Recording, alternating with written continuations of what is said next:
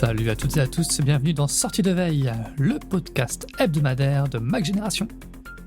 Les iPhones et les Macs sont trop chers? Vous n'avez qu'à les louer. Ce serait la solution proposée prochainement par Apple. À la manière du leasing pour les voitures, on pourrait louer un iPhone pendant plusieurs mois avant de choisir entre le conserver ou bien le restituer. Est-ce une bonne réponse à la hausse des prix? On va en discuter avec Christophe. Dans cette émission, on va également parler de l'augmentation du prix d'Apple Music, de l'interdiction des réseaux sociaux pour les moins de 15 ans et du nouveau smartphone pliable de Samsung qui évoque étrangement quelque chose. Nous sommes le samedi 25 juillet, voici les infos de la semaine qu'il ne fallait pas manquer. C'est la dernière de la saison pour Sortie de Veille. On va faire une petite pause bien méritée en août, mais avant ça, on va donc revenir sur les actus de cette semaine. Salut Christophe, ça va? Salut Stéphane, ça va très bien et toi? Ça va bien, ouais. Est-ce que tu as déjà la tête dans les vacances ou c'est encore trop tôt? Non, j'ai beaucoup de choses à voir avec toi. Et je voulais qu'on discute de 2 ou 3 choses qui fâchent d'ailleurs.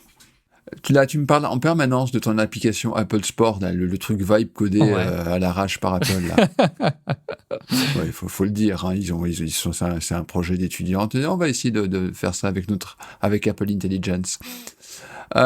Bon, alors tu m'as beaucoup parlé de cette Coupe du Monde. Tu sais qu'en ce moment se déroule, et va bientôt se finir, le 3e événement sportif mondial. Oui, le Tour de France, oui, je vois de quoi tu parles, ouais. Ouais, il est où le suivi de Apple Sport? Ah bah ça, ils connaissent pas, il y a pas d'Américain, enfin si, il y a un Américain qui est pas mauvais, mais voilà, il est pas premier, donc il y a pas de suivi du Tour de France dans Apple Sport pour cette raison-là, je pense. Bon, on va juste se réjouir et se dire que les Américains n'ont pas encore mis trop leurs pattes dans le vélo et c'est pas plus mal. Oui. Vu comme ils ont déjà saccagé le football et la Formule 1. On est d'accord là-dessus, je pense. Qu'il en reste là. Ah sinon, oui, alors moi je veux bien partir en vacances, mais j'espère que je ne vais pas partir en vacances tant que mon iPhone... tant que iOS 27 n'a pas fini d'indexer, n'a pas fini son indexation sur mon iPhone, parce que c'est... Là, il est à 81, 82, 83%, puis il bouge plus. Il est pourtant chargé en permanence. J'en finis par comprendre la tactique d'Apple d'intégrer ça directement de commencer l'indexation dès iOS 26. C'est pas bête, ouais. Parce que nous, on parle d'un iPhone 16, mais imaginons quelqu'un qui a pas mal de données sur un iPhone 12 ou 13. Bah, il vaut mieux s'y prendre un mois à l'avance, hein, parce que sinon, ce sera pas prêt pour le jour J. C'est vrai que cette étape d'indexation, c'est pas bête qu'il l'intègre à iOS 26.6, ouais, parce que quand tu démarres, sinon, après chaque bêta, tu as ce long processus, mais bon, ça se fait quand même de manière assez transparente, hein, ça gêne pas le reste. Hein. On va passer au sujet principal de la semaine. C'est cette rumeur de nouveaux programmes de financement d'iPhone et d'autres produits. Alors d'après Mark Gurman, Apple pourrait lancer dès la semaine prochaine l'offre Apple Upgrade. Le principe, c'est un peu comme du leasing pour une voiture. On pourrait louer un appareil pendant une durée déterminée, puis choisir à la fin de conserver celui-ci, de le rendre ou bien d'opter pour un modèle plus récent. Alors pour l'iPhone et l'Apple Watch, il serait question d'une durée de 2 ans. Pour le Mac et l'iPad, ce serait 3 ans. Et Apple ne ferait pas ça toute seule, elle s'appuierait sur Klarna, un spécialiste du paiement fractionné pour la partie financière. A noter aussi que le programme Apple Upgrade serait réservé aux États-Unis pour commencer. S'agit-il d'une bonne réponse à la hausse récente des prix, Christophe? Quel malin ce Tim Cook. Non, parce c'est pas qu'il avait vendu la mèche, mais quand on l'avait interrogé sur la potentielle hausse des prix à venir des produits Apple et des problèmes de marge, il dit... On a quelques idées, de toute façon, on a quelques solutions peut-être pour contrecarrer ce problème. Et ben maintenant, on sait ce que c'est. C'est donc on va dire, c'est Apple Upgrade qui devrait en toute logique être annoncé la semaine prochaine. Alors, c'est assez intéressant parce que c'est un projet qu'Apple avait dans les tuyaux depuis des années. On parlait d'un super forfait Apple qui permettrait d'être plus ou moins à jour et changer d'iPhone ou d'autres produits régulièrement. Alors, le projet avait été abandonné. Il y avait malgré tout aux États-Unis le iPhone Update Programme, je crois, hein, qui permet de changer de manière régulière d'iPhone. Mais ça en était arrêté là. Là, en plus, comme tu dis, c'est fait avec Klarna, qui est une entreprise suédoise. C'est un partenaire avec lequel Apple travaille beaucoup. D'ailleurs, même au niveau mondial. Donc, ça laisse entrevoir potentiellement une extension à l'international assez rapide si ça marche bien. Parce que Klarna est déjà intégré à Apple Pay en France. Maintenant, vous pouvez choisir de payer en plusieurs fois avec Klarna de manière assez transparente dans Apple Pay. Ouais. Et franchement, je trouve que le truc est diabolique pour Apple parce que c'est vraiment tout bénef. Parce que non seulement, si des gens commencent à se lancer dans Apple Upgrade, donc ils peuvent avoir une sorte de pattern et se dire à 2 ans, 3 ans, on va avoir tant de renouvellement. Et puis alors, ce qui sera intéressant de voir, c'est ce que les gens feront de leur ancien équipement, parce que s'ils le rendent à Apple, Apple peut prendre cet ancien équipement, le remettre entre guillemets à neuf et le revendre sur le refurb ou sur d'autres canaux. Alors peut-être pas le refurb, parce que le refurb c'est quand même vraiment des produits qui sont quasiment neufs. Mais c'est un programme qui peut être excessivement rentable pour Apple. Alors, par contre, alors c'est trop tôt pour savoir ce qu'il en sera exactement, mais ce qui fait un peu froid dans le dos, c'est les mécanismes qui ont été trouvés dans iOS 27 et qui semblent être relatifs à Apple Upgrade. Ouais. Il semble qu'Apple a prévenu un dispositif assez complet pour les mauvais payeurs. D'après ce que laissent entendre certaines lignes de code, Apple, enfin plutôt son partenaire financier, ne manquera pas de brider l'iPhone en cas de non-paiement. A priori, c'est quelque chose d'ailleurs qui est assez sophistiqué, à savoir qu'on pourrait avoir les fonctions de base de l'iPhone qui ne seraient pas désactivées, mais par exemple, il serait impossible de lancer une application tierce. Le truc aussi que je trouve assez... je sais pas, malin, c'est pas le terme, mais c'est que, enfin, c'est ce que disait bien 9to5 Mike qui était à l'origine de cette révélation, c'était de dire, on bloque Apple bloquera, enfin, son partenaire bloquera le fonctionnement de l'iPhone, mais par contre, si vous avez des abonnements en parallèle sur l'App Store, ne vous inquiétez pas, ils continueront à être prélevés. Faut quand même pas... Alors, mais ceci dit, je suis impatient de voir si vraiment ils vont aller jusqu'au bout et s'ils vont lancer un tel système et de voir comment ce système va être accueilli, parce que on peut comprendre ce qu'Apple fait, mais il y a un côté un petit peu Big Brother malgré tout. Donc, mais oui, à voir ce que ça donne. Et puis, je suis très curieux de voir les calculs et de voir, par exemple, si vous achetez maintenant un iPhone 17 Pro avec ce système, combien il vous reviendrait sur 2 ans ou sur 2 ans, ouais. C'est ça, il faudra voir les prix et aussi la différence par rapport au programme d'upgrade qui existe déjà aux États-Unis, c'est que là, par contre, il n'y aurait pas d'assurance Apple Care Plus incluse. Donc, il faudrait ça, je trouve ça complètement fou, ouais. effectivement. Tu fais bien d'en parler que Apple Care, on s'en fiche. Enfin, c'est quand même assez curieux, ouais. En parlant d'augmentation, Apple nous a bien eu la semaine dernière. Elle a annoncé une hausse pour Apple Music vendredi soir, donc on n'a pas pu en parler dans l'épisode de sortie de veille de samedi dernier, parce qu'on enregistre vendredi matin. Alors, si vous ne le savez pas, donc le vendredi soir, c'est le moment préféré par Apple pour annoncer les mauvaises nouvelles. Et donc, toutes les formules d'Apple Music ont vu leur prix grimper. L'abonnement individuel est passé de 11 € à 12 €, la formule famille de 17 € à 20 €, et même l'abonnement pour les étudiants a pris 1 € en passant à 7 € par mois. Est-ce que ça rend Apple Music moins attractif qu'avant ? D'ailleurs, ce vendredi soir avait été bien chargé parce qu'ils ont en même temps annoncé des hausses de prix relatifs à l'iPhone, mais uniquement au Japon. Ouais. Alors, je me pose une question que j'ai pas réussi à exprimer à travers un article. Donc, je sais pas si tu as constaté, si tu t'en es rendu compte, Apple a augmenté le prix de pas mal de services dernièrement. Ouais. Apple Music, Apple Care, c'est une petite musique actuellement. Hein. Alors, ma question, c'est de savoir, est-ce qu'elle cherche à augmenter ses marges dans ces domaines, donc dans les services où, on va dire, elle a moins peut-être de concurrence, pour compenser la baisse des marges au niveau du hardware, de manière à faire en sorte que la marge globale d'Apple ne baisse pas. C'est d'ailleurs, Apple va publier ses résultats trimestriels, je crois, la semaine prochaine, si je dis pas de bêtises. C'est ça, ouais. Et ce sera la statistique que tout le monde va suivre, ça sera la marge d'Apple. Alors, pour répondre à ta question, Apple Music a souvent été un service de streaming audio relativement abordable. Hein. Ils ont toujours été plutôt dans... Voilà. Même dans les moins chers, hein, oui. Voilà, alors avec cette hausse de prix, forcément. Enfin, Apple Music reste malgré tout bien placé. Alors après, ça dépend des grilles de tarifs. Ils sont peut-être maintenant un peu plus chers pour leur formule qui concernait les étudiants. Après, bon, les hausses sont malgré tout moins fréquentes sur Apple Music que sur Spotify ou dans le domaine de la vidéo avec Netflix qui joue beaucoup avec ce paramètre. D'autre part, il y a quand même pas mal de moyens pour obtenir Apple Music à un prix, on va dire, relativement intéressant. Il est souvent dans des packages, notamment chez Apple avec Apple One, Ouais. où on le trouve notamment, on peut avoir Apple Music, je crois, à un prix relativement intéressant en France, si on est abonné à Canal. Après, je me pose toujours la question de... Enfin, c'est pas très respectueux ce que je vais raconter, mais j'ai déjà dit, j'ai toujours vu des services de streaming audio comme des barils de lessive, et j'ai toujours du mal à comprendre pourquoi on en choisit plus un plus qu'un autre. Alors, ceci dit, on m'a toujours vanté les algorithmes de recommandation de Spotify.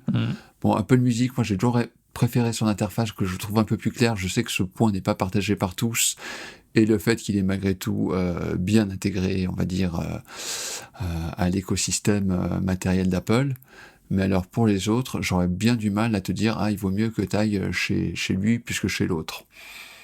Bah, chacun a quand même ses caractéristiques. Tu l'as dit, Spotify, c'est les algorithmes. Apple Music, bah, c'est l'intégration dans l'écosystème Apple. Après, tu en as d'autres comme Qobuz qui se distingue avec la qualité audio et l'aspect éditorial. Et c'est vrai que maintenant que le prix d'Apple Music a augmenté, en fait, il se situe dans la moyenne. Et je pense que le prix compte pas vraiment. Ce qui compte vraiment, bah, c'est ce que vous cherchez en particulier, en priorité, si c'est plus l'intégration, si c'est plus les algorithmes. Et, et à ce sujet, je trouve qu'il n'y a pas encore, enfin pour moi, de service parfait. En fait, j'aime bien les algorithmes de Spotify et Spotify Connect. Mais j'aime bien aussi Apple Music pour d'autres choses comme les paroles qui sont affichées en temps réel, comme l'audio spatial. Donc, donc je me retrouve souvent avec deux services de streaming, ce qui ne doit pas être le cas de beaucoup de monde, mais j'aime bien maintenant un peu piocher chez l'un et chez l'autre. Ouais. Non, c'était le grand regret d'Apple qui espérait que les gens allaient souscrire à plusieurs abonnements en ligne, enfin de streaming, ça me paraît. Mais là, effectivement, tu viens de citer les 2-3 services qui ont, entre guillemets, leur petit truc. Mais après, par exemple, Deezer, c'est quoi la spécificité de Deezer à part que c'est français? Enfin, il y en a c'est 2-3 autres comme ça. Hein. Ouais, c'est français, ça compte quand même pas mal pour les gens, j'ai l'impression. Ouais. Et puis le prix est un petit peu moins élevé que chez les autres aussi. Chez Deezer, c'est l'un des plus abordables. Et puis dans l'écosystème, tu as aussi YouTube Premium Music. Voilà. Eux, ils s'appuient sur le fait que c'est compris dans l'abonnement à YouTube Premium. Donc si t'es un gros consommateur de YouTube, bah YouTube Music Premium te coûte moins cher que les autres aussi. Ouais, c'est pas faux, ouais. Alors il y a eu deux gros débats sur Mac Génération cette semaine. Donc on a déjà parlé du programme Apple Upgrade. Il y a ceux qui sont pour et ceux qui sont contre ce système d'abonnement. Et l'autre gros débat, c'est la loi interdisant les réseaux sociaux aux moins de 15 ans, qui a été votée en France cette semaine. C'est une interdiction qui doit s'appliquer en 2 temps. Dès le 1er septembre pour les nouveaux comptes et à partir du 1er janvier 2027 pour les comptes existants. Alors cette loi a été prise pour protéger nos petites têtes blondes des méfaits de TikTok, Instagram et autres Snapchat, mais elle soulève beaucoup de questions. Au-delà même de la pertinence de cette loi, une question se pose. Est-elle vraiment applicable ? Mais je crois que tout d'abord, il faut parler de la pertinence de cette loi. Je ne sais pas ce que tu en penses, toi. Moi, j'ai pas mal réfléchi à ce sujet-là. Alors, la première conclusion qui m'a sauté à l'esprit, c'est qu'il y a vraiment des fois, j'aimerais pas être politique, hein, parce qu'on est quand même tous conscients qu'il y a un vrai problème. Mais qu'est-ce qu'il faut faire exactement ? Je sais pas que j'en ai aucune idée, mais pas loin. D'ailleurs, je me suis amusé, j'ai été sur un site américain, sur le site The Verge, qui parlait très brièvement du projet de loi français, et j'ai été voir les commentaires. Alors, il y en a qui trouvaient l'idée plutôt bien, il y en a qui disaient « Ah bah oui, mais c'est bien, mais il faudrait aussi faire une loi similaire pour les adultes, ce serait pas plus mal tant qu'on y est. Et puis, il y en a qui disaient « Ouais, mais attends, ça touche aussi les BBS, cette affaire. » Alors, les BBS, c'est vraiment, on va dire, les serveurs de discussion, les espaces de forum, pour dire. pour être clair. Alors Xavier Niel, qui a clairement montré son opposition à cette loi, disait qu'on n'imaginait pas que ceux qui l'avaient écrite n'imaginaient sans doute pas le quotidien d'un ado de 12-13 ans. Il a peut-être pas tort sur ce point-là. Après, je me suis projeté quand j'étais adolescent. Moi, j'ai quand même passé beaucoup de temps sur les BBS et autres espaces de discussion. Mais oui, moi aussi, oui. Voilà. Et bon, je pense que sans ces espaces-là, on serait sans doute pas en train de discuter autour d'un micro. Donc, c'est toujours... alors, légiférer, mais alors comment ? Je sais pas. Je suis pas sûr qu'il y ait une bonne méthode. Donc voilà, je pense qu'il faut faire preuve de beaucoup d'humilité dans ce domaine-là. J'entends dans les commentaires des parents avertis qui disent « Oui, mais c'est la faute des parents, machin ». Alors, c'est peut-être très facile, quand on est lecteur de ma génération, de mettre un cadre auprès de ses enfants, car on a une certaine expérience et un certain niveau en matière de gestion des technologies, mais il y a pour beaucoup de parents, je peux comprendre qu'on puisse être débordé par tout ça. Mais alors, pour revenir au fond de ta question, alors là, moi, c'est pas que j'ai été déchanté, mais au début, quand j'ai commencé à suivre ça d'assez loin, j'avais l'impression que c'était assez bien ficelé. Et puis, plus je me suis approché du truc, plus je me suis dit, oh là là, non, c'est pas possible. En fait, il n'y a pas grand-chose qui va. Alors, ce qui est assez intéressant, c'est que on a pu comparer dans un premier temps avec ce que les Australiens avaient fait, donc il y avait aussi une sorte de majorité numérique à 16 ans, et il y a quand même des premières études qui laissent entendre dire que ça n'a pas changé grand-chose, déjà parce que la mise en place de ces restrictions était, on va dire, très légère, hein. Il suffisait à un moment de cocher une case et de dire « j'ai plus de 16 ans ». Donc bon... ça n'a pas forcément très, très, très, très bien marché. Et alors, pour revenir, entre guillemets, à l'exemple français, il y a quand même beaucoup de précipitation, parce que donc on parle d'un texte qui a été voté il y a quelques jours, qui n'a pas encore été validé par le Conseil constitutionnel, et donc qui doit entrer en vigueur le 1er septembre. En plus, on est quand même... il y a le mois d'août, c'est des vacances, tout ça. Donc, oui, ça paraît ça paraît précipité. Et puis, alors, ce que les observateurs et les personnes concernées par la mise en place de ce mécanisme se plaignent, c'est que le texte est extrêmement flou. Il y en a qui disent, mais ça concerne quel type de service exactement ? Est-ce que ça concerne uniquement Instagram, Facebook et X ? Est-ce que ça concerne WhatsApp ? Et quelle fonctionnalité WhatsApp ? Est-ce que ça concerne les forums de discussion ? Oui, c'est le problème quand tu interdis ça, c'est que qu'est-ce que tu interdis ? Qu'est-ce que tu considères comme un réseau social ? WhatsApp, à l'origine, c'est messagerie, et maintenant, tu as les canaux qu'on peut un peu considérer comme les réseaux sociaux. Donc, comment tu bloques ? Est-ce que tu bloques toute l'application ? Est-ce que tu bloques juste une partie de l'application ? Est-ce que c'est seulement possible de bloquer une partie de l'application ? Ça soulève des tas de questions, quoi. Exactement, ouais. Et donc, après, on a appris qu'il n'y aurait pas forcément de sanctions, qu'il n'y a pas de responsabilité qui est mise en jeu de la part des éditeurs.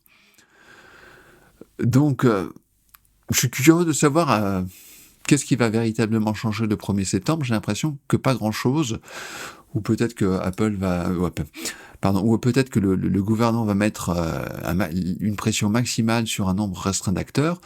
Mais le souci, c'est que ce qu'on est en train de mettre en place... ce que l'État est en train de mettre en place est en contradiction avec la législation de l'Union européenne, parce que là, il s'applique le DSA qui est par-dessus tout, et en théorie, les États n'ont pas le droit d'être plus contraignants sur ce sujet-là que le droit européen. Donc oui, alors c'est compliqué, ça paraît mal barré. Ce texte donne l'impression d'avoir deux buts. Le premier, un peu désolant, de dire, c'est de la communication, vous inquiétez pas, on fait des choses, ça va bouger.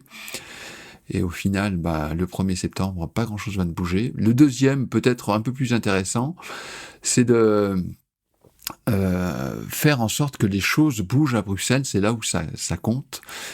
Et là, on sent que il y a une volonté de changement, mais tout cela prendra nécessairement un peu de temps, mais plus on discute de ce sujet, même entre nous, entre guillemets personnes éclairées, et puis un petit peu concernés parce qu'on a des enfants, on se rend compte que c'est un sujet étonnamment complexe. Et j'aimerais bien dire, voilà ce qui me paraît être la bonne solution, mais même ça, j'en suis bien incapable. Et on va terminer le tour de l'actu sur une note plus légère avec l'iPhone Ultra. Et oui, ça y est, c'est officiel. L'iPhone Ultra est tel qu'on l'imaginait. Il a un format de type passeport, c'est-à-dire qu'il n'est pas très haut et assez large.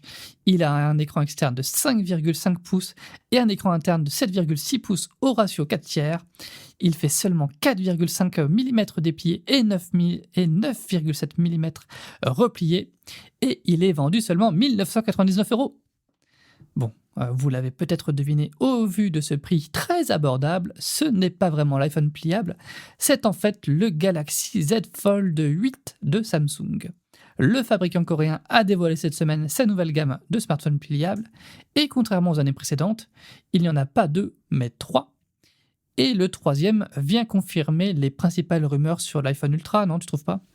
Oui, mais alors moi j'ai qu'une question. Est-ce qu'on le voit est-ce qu'on voit la ligne de la pliure ou pas sur ce modèle?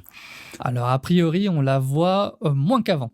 Elle n'est pas encore indiscernable, mais elle est toujours... mais c'est marrant parce qu'un peu chaque année, ils disent non, mais on la voit de moins en moins, mais on la voit toujours quand même. On la voit 20% moins que le modèle de l'année dernière. C'est un peu ça le benchmark de ces appareils-là. Non mais, écoute, qu'est-ce que tu veux que je te dise? Ils sont très jolis ces appareils. Moi, j'ai toujours aimé, quand je vois leur présentation, je suis toujours assez intéressé. Alors, je dois reconnaître que j'ai toujours eu un faible pour le flip. Donc le modèle qui ressemblerait en quelque sorte à un StarTAC de Motorola, comme à la vieille époque. Ce que j'arrive pas à comprendre dans le marketing de Samsung, c'est pourquoi ils n'ont pas appelé ce modèle Ultra, parce qu'ils ont un autre Galaxy qui s'appelle Ultra. Ouais, mais en fait c'est l'ancien Fold classique entre guillemets qui est devenu le Ultra, et le nouveau format qui est devenu juste le Fold standard. Ouais. Oui, ça s'y perd. Ouais, alors qu'il n'y a que 3 modèles pourtant là. Les lecteurs d'ailleurs nous ont dit non, mais vous n'êtes pas trompé dans l'article. Non, c'est bien son nom, hein, c'est comme ça. Oui, Et il y a un truc, c'est ça dont tu parlais, c'est son prix, 1999 €. Alors on en est dans un tel stade de délire par rapport à cette hausse de prix que c'est un prix qui fait presque rêver, mais ça reste très très cher. Donc, est-ce que Apple s'alignera sur Samsung ou ira un peu plus haut, parce qu'on avait tendance à carrément évoquer, oui, en France, ce sera 2 000 €, mais hors taxe. Alors, si tu rajoutes les 20%, on est quasiment à 2 500 €. Hein. On est presque c'est presque le prix auquel on attend le nouveau smartphone, enfin, le futur smartphone d'Apple. Donc, écoute, une fois les vacances passées, on y sera presque, j'ai envie de dire. On sera à quelques semaines de ce grand événement. Sinon, il y a quand même une autre chose que j'ai bien aimée dans les annonces de Samsung. Elle concerne la Galaxy Watch Ultra 2, qui a une batterie avec une capacité en hausse de 35%. J'aime beaucoup l'idée. J'aimerais vraiment qu'Apple reprenne cette idée pour la prochaine Apple Watch Ultra. Eh bien, merci pour ce retour sur l'actu, Christophe. Bon week-end et puis même bonnes vacances. Ouais, bonnes vacances à tous. Hein. C'était donc la dernière de la saison pour Sortie de Veille. On va faire une pause au mois d'août, mais on ne vous laisse pas sans contenu pour autant. On vous a concocté une petite surprise que vous découvrirez bientôt. Et on se retrouve à la rentrée pour continuer de décortiquer l'actualité Apple. Salut à tous et bonnes vacances. Ciao, ciao.